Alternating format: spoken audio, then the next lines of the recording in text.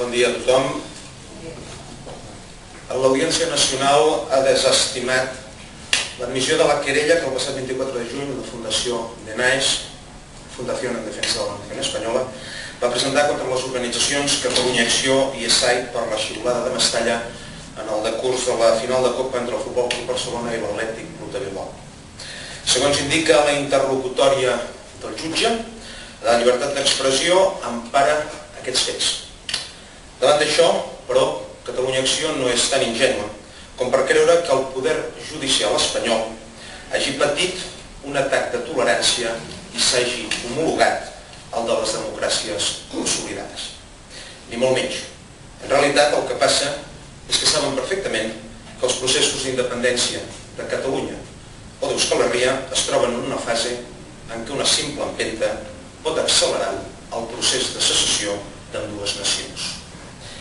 Els poders de l'estat espanyol, en els últims temps, i com que els pronunciamientos ara són impossibles, quan veuen que perilla de forma notòria la unitat de la pàtria, es treuen la disfressa de demòcrata de l'armari per presentar-se com els paladins del lliure pensament. Però nosaltres sabem prou bé que aquest és un estat que té un cap posat de dit per en Franco, o que fa coses tan abominables com el sal. El mirem per la dreta o el mirem per l'esquerra, en aquest estat sempre hi trobarem l'esperit de Torquemada. Amb tot, i perquè sí ha servit la decisió del jutge de l'Audiència Nacional, és per tenir clar que la nostra, la de Mestalla, ha estat una victòria elegant i en tota regla. Les armes han estat la determinació, la paraula, la protesta i les veus fermes de milers i milers de compatriotes el passat 13 de maig. Així és com es guanyen les batalles al segle XXI per la llibertat dels pobles. D'altra banda, tenim entès que els subjectes de DENAES volen recórrer la no admissió de la querella i pensem que això s'estarà fent probablement avui en aquesta hora o demà a la mateixa Audiència Nacional. Molt bé. En poden presentar o poden fer-ho 40.000 vegades, les mateixes que van xiular els catalans i els bascos a Mestalla. Nosaltres continuarem amb la mateixa línia i amb més coratge encara si cal, perquè ja estem entrenats en aquestes lluites que a Catalunya passen de generació en generació. Els catalans són fills d'un poble que ha suportat incessants intents per fer-nos desaparèixer i, malgrat tot, ara cridem independència amb més força que mai. Per aquest motiu, i conjuntament amb la plataforma basca ESAI, ja estem preparant de cara als partits de l'anomenada Supercopa d'Espanya, que se celebren a Sant Mamés el proper 16 d'agost i al Camp Nou el proper 30 d'agost, les accions que demostraran això que afirmem. I finalment, dir que les reaccions que s'han produït per la no admissió d'aquesta querella en els diversos mitjans de comunicació espanyol demostren una vegada més la feblesa d'aquest estat i demostren també que han quedat tocats perquè, entre altres coses, ho han acceptat o han admès això com la possibilitat de xiular el seu cap d'estat i de xiular el seu himne. I per més inri ha estat precisament un jutge dels seus els qui els ha demostrat això. Ha estat una reacció, ha estat una difusió a la premsa espanyola i concretament a la premsa de la ciutat de Madrid. Ha estat una difusió d'aquest fet com a mínim 4 vegades més gran que la que s'ha produït a la del Principat. Bé, seguidament en Josep Castany també acabarà de fer unes matitzacions d'aquest comunicat. Afegit en aquestes declaracions d'en Santiago Espot, voldríem recordar que sembla ser que el president de la Fundació DENAES i tots els seus membres, que ja vam recordar el passat franquista que tenia, sembla que no han après la lliçó que els ha donat el jutge Pedraz de l'Audiència Nacional, recordant-los que xiular és un dret legítim que forma part de la llibertat d'expressió. Igual que aplaudir expressa un estat d'ànim, una opinió, xiular, i més en un camp de futbol i amb el que s'estava celebrant, també és una forma de llibertat d'expressió. Cal recordar-los als membres de la Fundació DENAES que només un estat propi permetrà garantir la defensa dels drets civils dels catalans. La llibertat d'expressió és un element bàsic dels drets civils de qualsevol ciutadà. Sembla que no han volgut prendre nota i tenen intenció de recórrer la no acceptació de la querella per part de l'Audiència Nacional. Volem expressar que no ens estranya aquesta reacció, tenim present els membres d'on venen i tenim present com s'ha constituït aquest estat espanyol, aquest estat democràtic anomenat Espanya, legitimat en l'aixecament franquista del 18 de juliol i legitimat també per l'anomenat Pacte de la Transició, que des del nostre punt de vista és un pacte basat en l'ignomínia, perquè quan es passa d'una dictadura franquista a un suposat estat de dret sense haver-hi justícia pel mig, mai s'estan posant els fonaments de cap estat de dret. Seguint amb els punts pels quals els vam convocar aquí en aquesta roda de premsa, també volem recordar-los que el proper dia 28 de setembre es presentarà per primera vegada a nivell internacional el llibre de Santiago Espot, president executiu de Catalunya Acció i impulsor de Força Catalunya. Es presentarà per primer cop el seu llibre a l'estranger. En concret serà presentat a la ciutat de Madrid, capital d'Espanya. El lloc ja informarem a la premsa en el moment adequat. El lloc serà un lloc emblemàtic de la capital de Madrid, com correspon a una presentació d'aquesta categoria, i en el seu moment, al setembre, ja informarem del lloc en concret. Ara, sàpiguen els catalans i sàpiguen la Fundació d'Enaes i tots els espanyols que com que de catalans també n'hi ha a Madrid, Catalunya Acció i en Santiago Espot, com a màxim responsable, anirà allà a oferir la conferència que ja ve oferint per tot el territori català. Finalment, en relació al darrer punt d'aquesta convocatòria de premsa, la propera consulta popular que es realitzarà el 13 de setembre a l'Ajuntament de l'Arenys de Munt, volem manifestar el següent. En primer lloc, felicitar la iniciativa del MAPA, el Moviment Arenyenc per l'Autodeterminació, una associació ubicada al municipi d'Arenys de Munt, i el propi compromís democràtic de la gent de l'Ajuntament d'Arenys de Munt per poder realitzar aquesta consulta.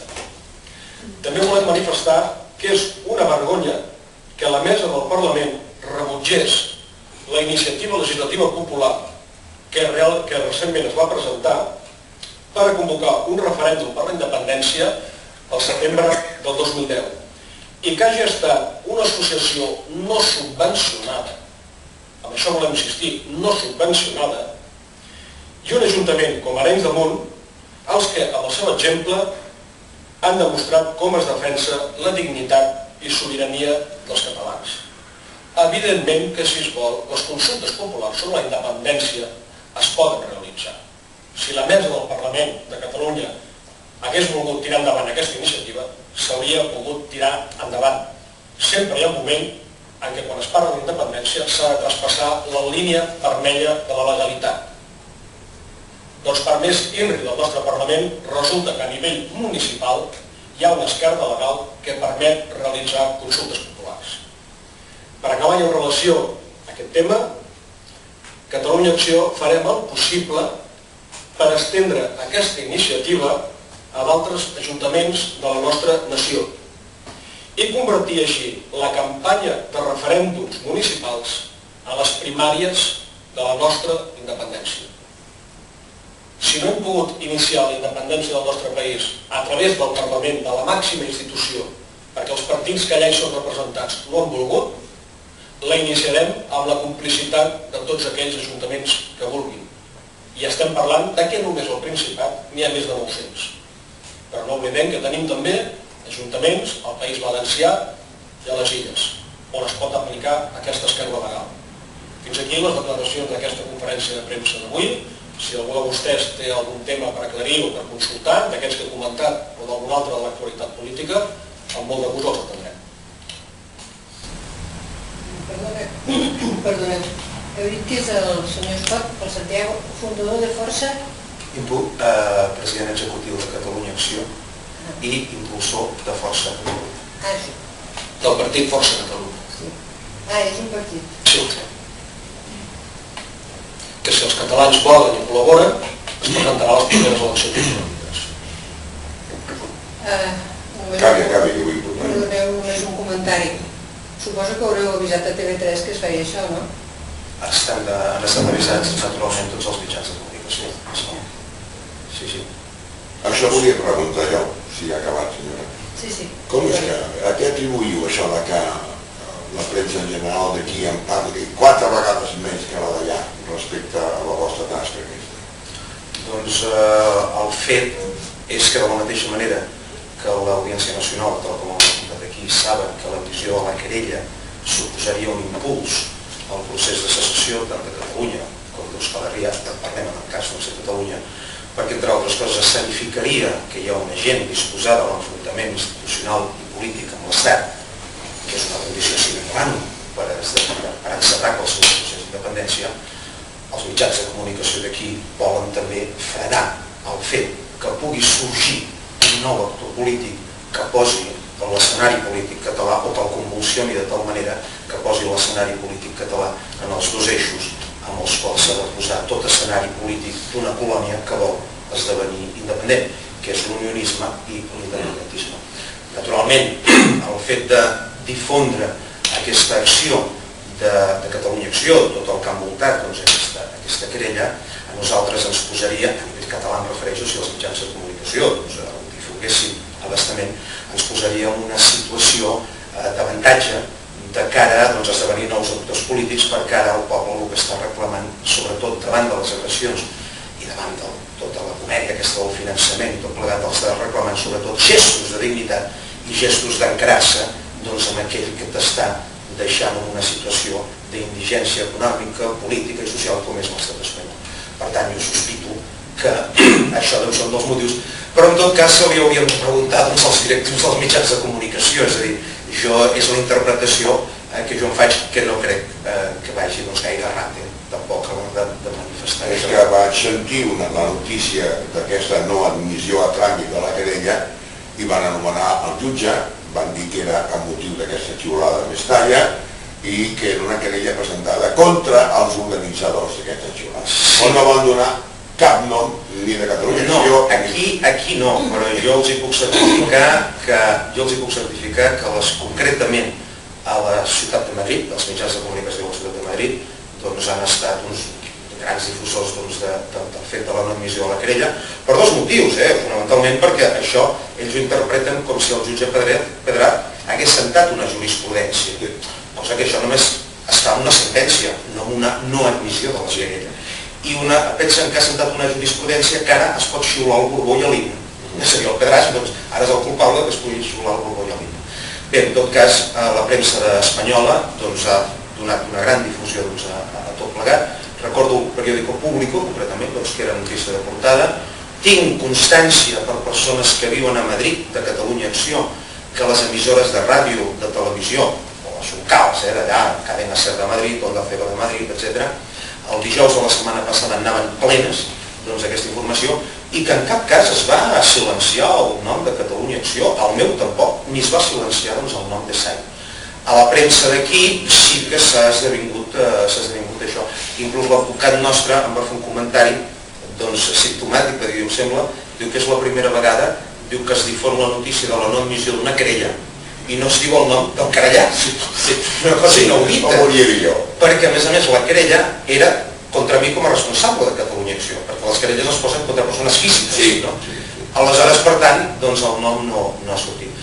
Però bé, en tot cas, això ja sabem que formen part d'aquestes regles del joc. De regles de? De les regles d'aquest joc. Aquest joc per part d'aquí? Per part d'ells, naturalment. De Madrid o d'aquí? No, i els d'aquí, els va. Alguna pregunta més? Bé, diferent una mica el qüestionari de l'assemblea d'avui.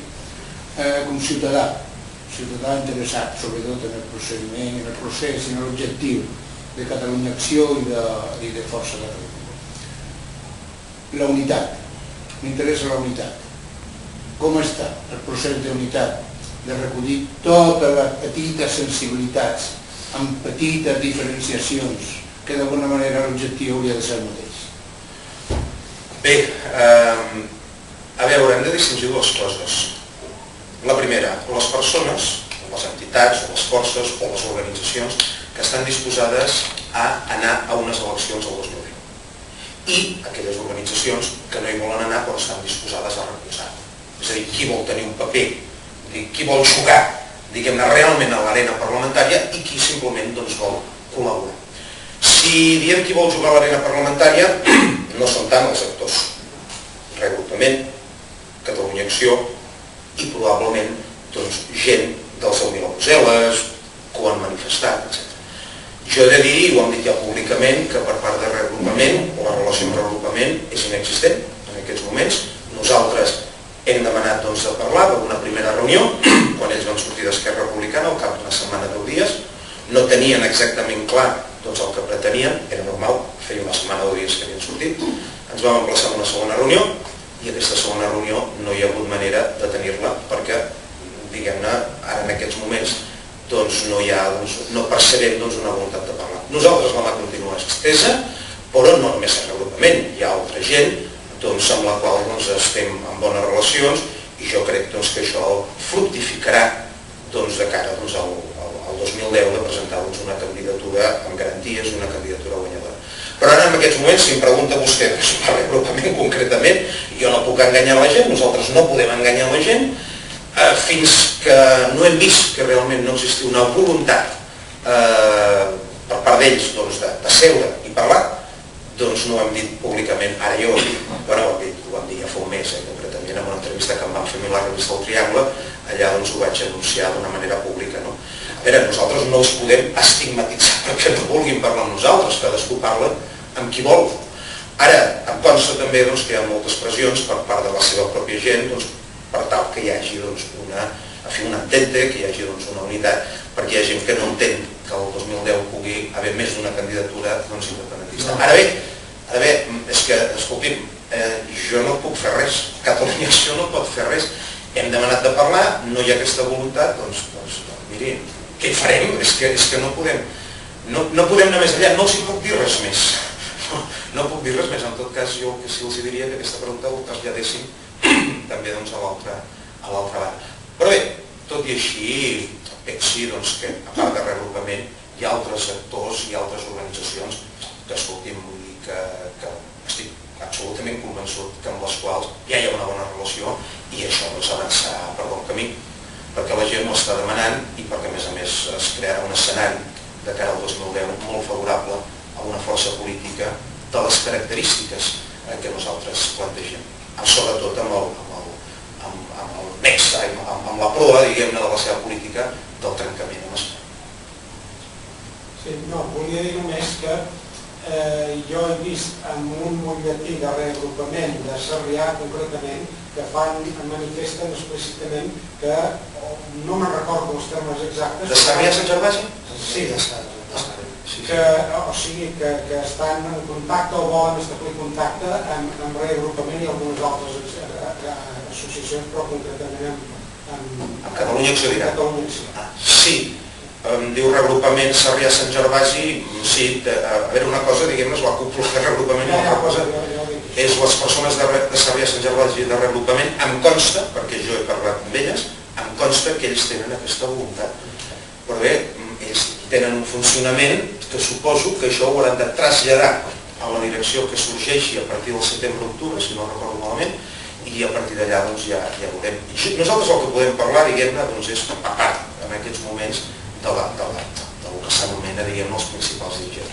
Ara, escolti'm, que reagrupament, i concretament els de Sarrià a Sant Gervasi, li puc assegurar que és una gent molt ferma, patriota, i que veurien amb... No és que veurien amb bons ulls, és que fins i tot pensen que és la manera, és la fórmula efectiva per tal de presentar una candidatura amb garanties i guanyadora de cara al 2010, que és el que està demanant la gent. Sí. Ara, repeteixo, això, si reagrupament fa una roda de premsa, els hi pregunten també amb ells, no per treure'ns el mort de sobre, nosaltres responem amb tota la franquesa i amb tota la sinceritat, perquè pensem que si ha d'haver una regeneració política ha de començar per ser clars i dir la veritat. I nosaltres ja de moment ens ho apliquem, això. Ja d'entrada ja diem la veritat sense pols. Alguna pregunta més? Quines serien aquestes altres organitzacions amb les que també donarien suport? Bé, a veure, no és cap secret. Hi ha parlaments. No és cap secret que han manifestat públicament l'agenda del Mil a Brussel·les que col·laboraran en formar una força electoral nova, una candidatura de les característiques que estem parlant. No és cap secret, ho han declarat públicament el senyor Canela en el bloc del sobiranisme. Se n'ha fartat de dir que ell està disposat a col·laborar amb tot això. És a dir, parlem d'aquest com en poden haver altres. Ara jo per això feia aquesta diferència, és a dir, hi ha una cosa que s'anomena allò que et diuen societat civil, que estan disposats a recolzar això. Ara una cosa és recolzar i una altra cosa és formar-ne part. Són dues coses molt diferents. És a dir, hi ha d'haver qui està disposat a formar-ne part d'aquestes candidatures. Perquè s'ha de tenir una ambició política també, per fer la independència. Per fer la independència o per fer qualsevol cosa a la vida política ho necessites una ambició política. Passa que en aquest país, malauradament, a vegades l'ambició política sembla com una cosa mal vista, com si fos una cosa estranya, i no.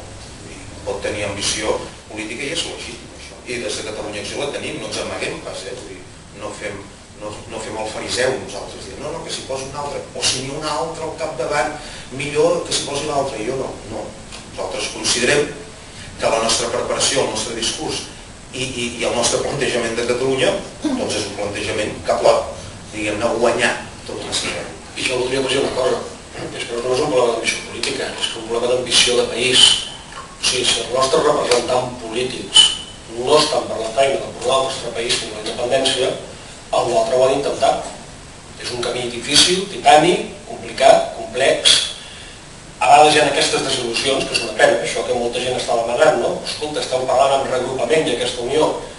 Doncs què vol que li digui? Doncs no, s'ha intentat i no hi ha aquesta voluntat. En tenim el diagnòstic? Sí, permeti'ns que siguem discrets de no explicar el per què no hi ha aquesta voluntat per part del reagrupament. Sí que hi ha molta gent, i això val la pena dir-ho, a les bases del reagrupament, perquè en aquests moments el projecte encara no està concretat. Sí que hi ha molta gent que està apretant, pressionant, això està bé que ho sàpiguen, perquè aquesta, diguem-ne, coalició o forma d'unió, que li ponen en comptes, es produeixi.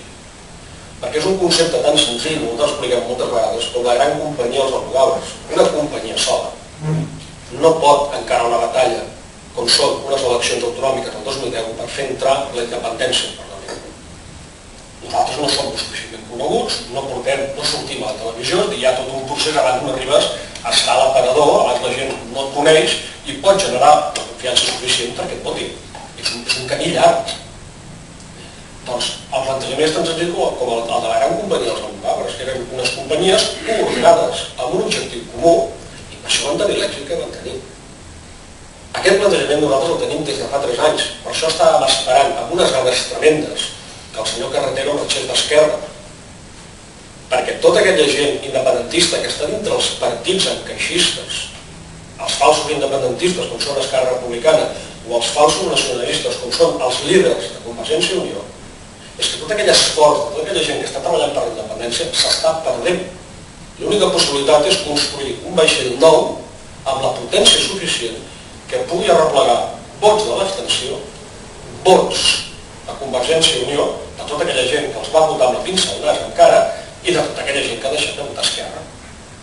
Aquesta és l'autèntica unió. Per això la nostra obsessió no és tant unir organitzacions o partits independentistes, que està bé, sinó què s'ha de construir per unir el vot independentista. Aquesta és la pregunta que ens hem de fer. No què és el que hi ha i com unir, perquè abans tècnicament aquestes unions són difícils, sinó què està demanant la gent de construir i què hem de construir la gent que estem al capdavant d'organitzacions perquè allò arribi a l'èxit electoral que ha de tenir el 2010.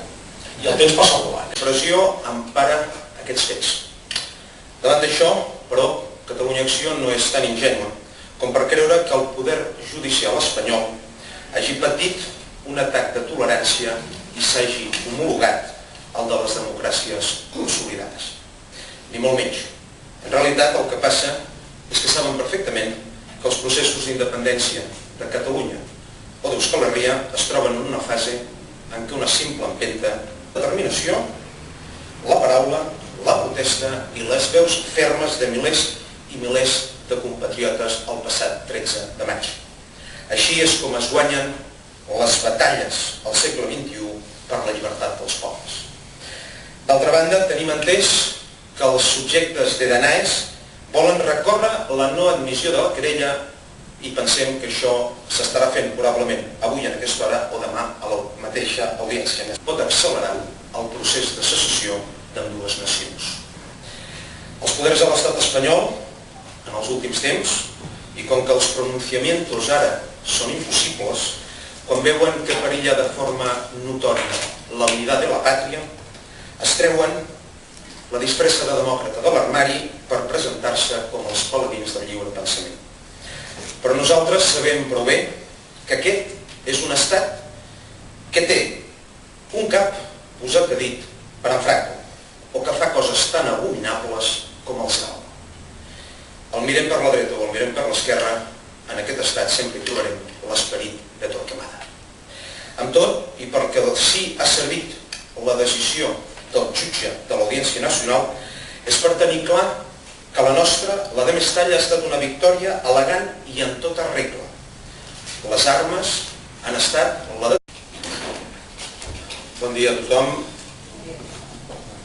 L'Audiència Nacional ha desestimat l'admissió de la querella que el passat 24 de juny la Fundació Danaes, Fundació en Defensa de la Nación Espanyola, va presentar contra les organitzacions Catalunya Acció i ESAI per la xiulada de Mestalla en el decurs de la final de Copa entre el Futbol Club Barcelona i l'Atlètic Club de Bilbao.